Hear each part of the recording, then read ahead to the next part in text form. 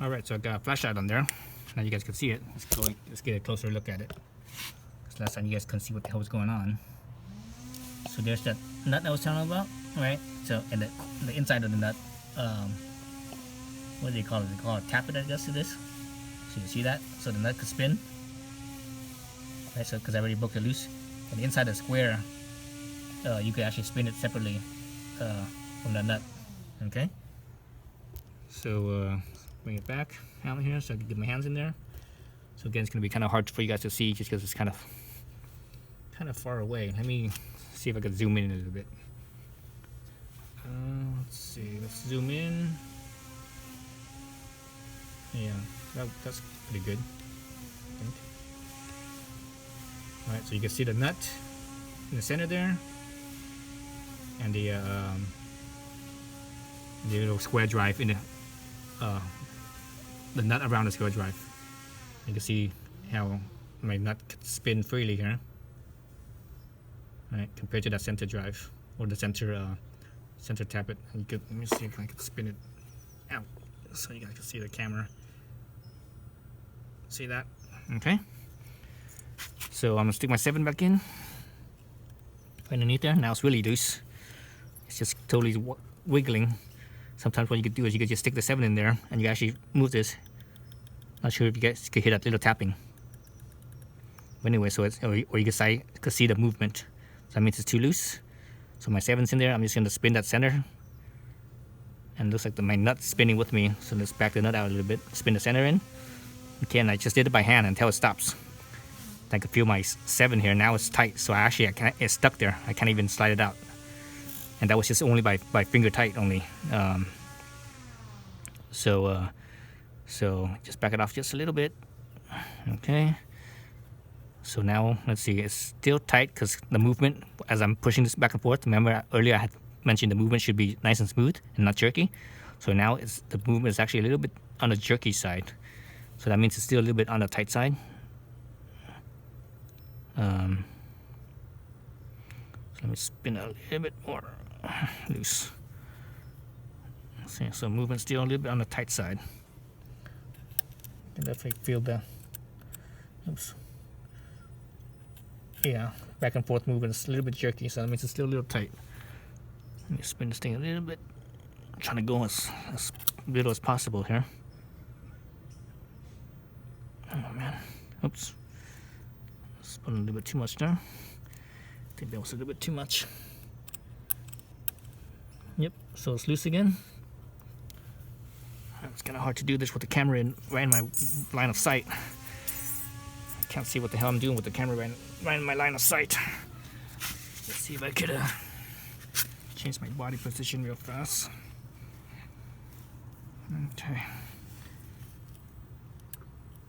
Okay, so right now it's definitely sloppy, so it's loose. So I'm not normally left-handed, but just so you guys can see. So it's a little loose, a little sloppy. Tighten this up a little bit. So that's a little bit too much, feels like. Yeah, it's a little bit too much. It's a little bit tight.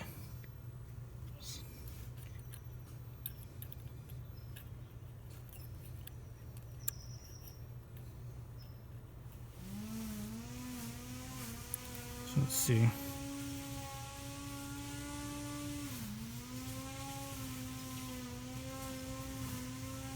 So it does take some time. So that's the only bad thing about this type of valve adjusters. The cool thing is that you don't have to buy nothing. You don't have to buy shims and stuff like that. But the bad thing about it is that it takes a little bit of time to adjust it. But at the same time, it requires this type of valves requires a little bit more.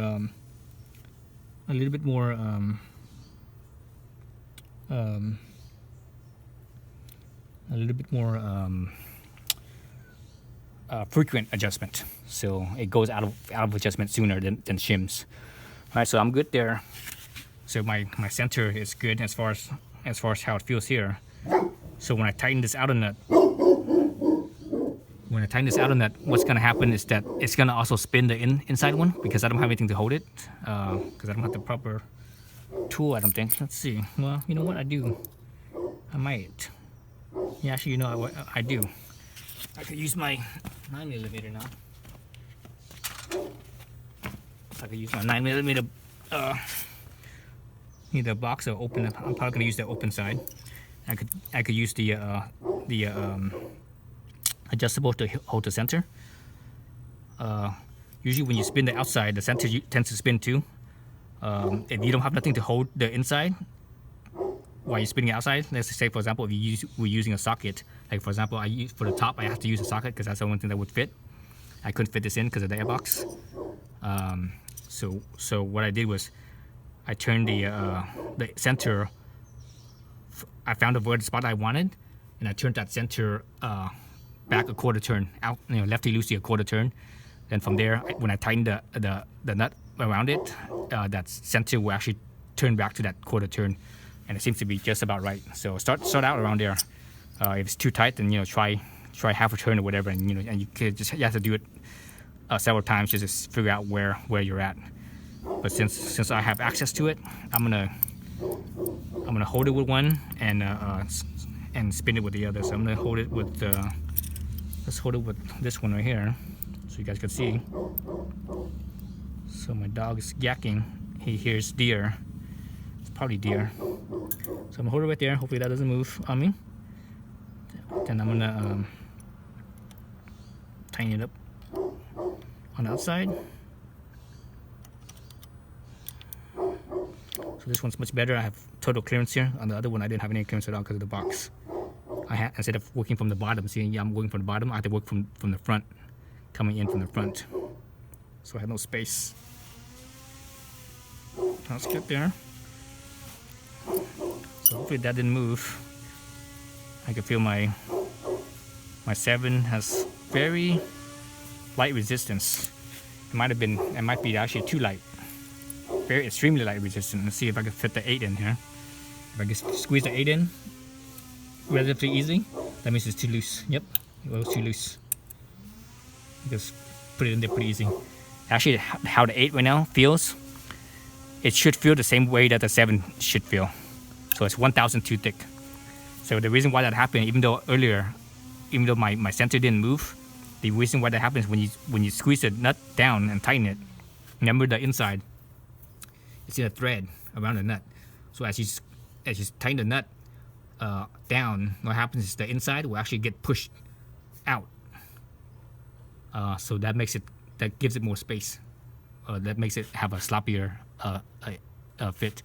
Because remember, both the inside of the nut has threads, and the inside of the nut has threads, and the centerpiece has threads. And when those two tighten together, when the nut is squeezing down, the inside piece will as the nut screws inwards towards the engine, the centerpiece will actually push out. So that's why it has more slop when I tighten it up. Okay. So I'm gonna actually go back in there. I'm gonna loosen it up again. I'm gonna go back in there. And when I turn this, I actually see my sensor move a little bit. Just a tiny bit. Just a fraction of a bit. So I'm gonna try that. I'm gonna try it with a little bit. And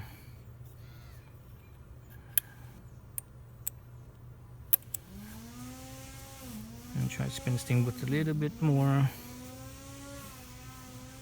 there. Spin it a little bit, just a tiny bit more than what I had it before with the 7. So hopefully that will take up that slack, and it should be good.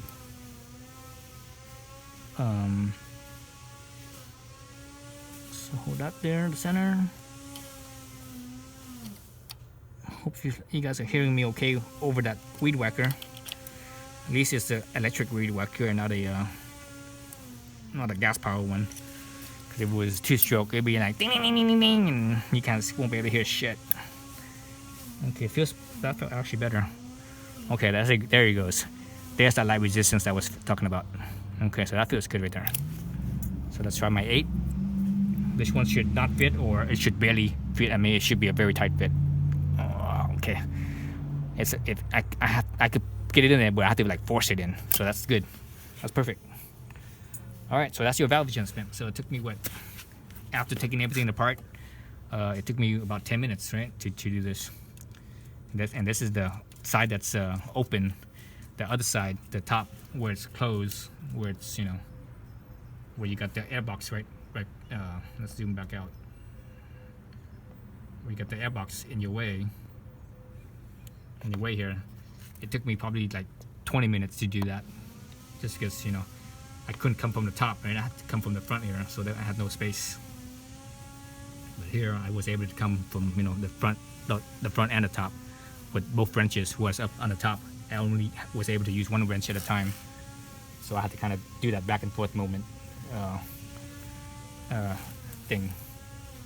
Okay, so we're good there with tying up, and I'm just gonna button this back up. So I still have my little bit of oil in here, which is fine. I actually wiped around the outside already, which is fine. No big deal. Oh shit! God damn it! Just spilled all oil all over myself. Okay, that was a dumb move. What the hell did I look underneath the cover for? So I just spilled oil all over myself here. Let me wipe myself down. Wipe this cover back up again. Wipe around the O-ring. Shh. I make a video here. I'm shushing the kid. The weed whacker is making a lot more noise. But okay, so let's get this valve cover back on. So it's just those two bolts, 8mm, right? There's that freaking. Oh, let me get that. Put my rag underneath here because I know I'm gonna spill oil again. Put the rag back down there. Definitely gonna spill oil again.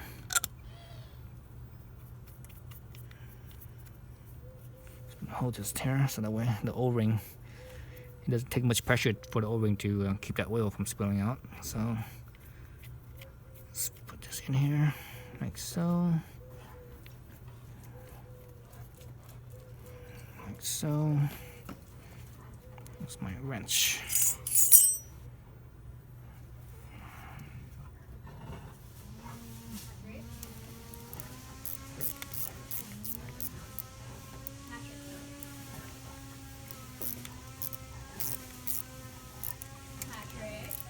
So that's the cover.